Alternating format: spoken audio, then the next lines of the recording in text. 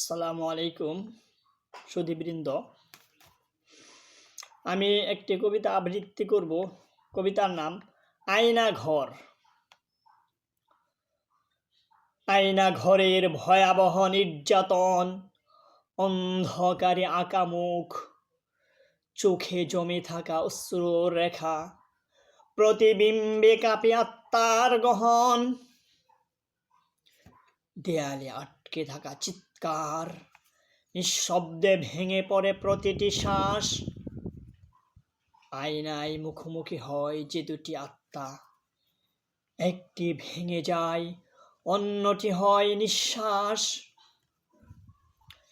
অনেক রাত জেগে থাকে আয়না, দেখে যায় নিজের ভেতরের যন্ত্রণা। প্রতিফলিত হয় যে বেদনা, তা কেউ দেখে না, শোনে না। আয়না ঘরের নির্যাতন, নিঃশব্দে কাঁদে প্রতিটি প্রাণ, ভেঙে যায় আত্মার দেয়াল, থেমে যায় সময়ের গান। একটি মুখ, একটি ছায়া, একটি আত্মার নিরন্তর যাতনা।